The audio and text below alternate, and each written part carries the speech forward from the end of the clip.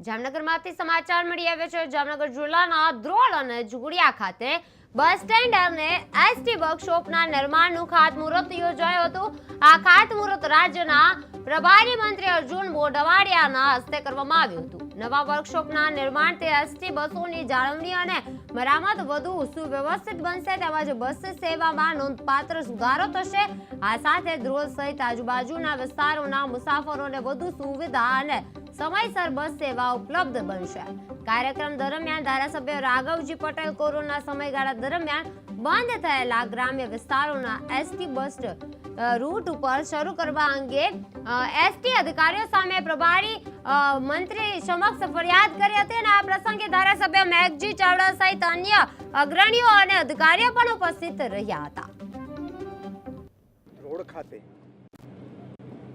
ST depot અને એસટીના વર્કશોપનું જે રૂપિયા 6,63,00,000ના ખર્ચે નિર્માણ થવાનું છે એનું ખાતમુહૂર્ત કર્યું તથા જોડિયા ખાતે 5,35,00,000 રૂપિયાના ખર્ચે નિર્માણ પામનારી બસ સ્ટેશનનું એનું પણ ખાતમુહૂર્ત કરવામાં આવ્યું। અહીંયા આ રીતે આ બંને તાલુકા મથકો ઉપર એસટી દ્વારા માતબર સુવિધાઓનું જે નિર્માણ થવાનું છે એના માટે રાજ્યના નાયબ મુખ્યમંત્રી અને આ વિભાગના મંત્રી હર્ષભાઈ સંઘવી અભિનંદનને પાત્ર છે અને મુખ્યમંત્રી શ્રી ભૂપેન્દ્રભાઈ પટેલની આગેવાનીમાં જે સરકાર મધ્યમ વર્ગ અને ગરીબ વર્ગ માટેની જે સુવિધાઓ છે એના માટે અનેક પ્રયાસો કરી રહી છે।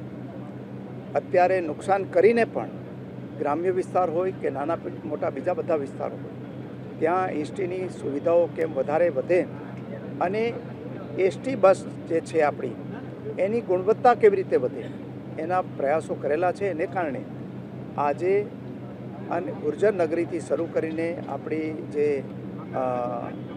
સ્લીપિંગ કોચ સુધીની સુવિધાઓ આ એસટી વિભાગમાં આપેલી છે।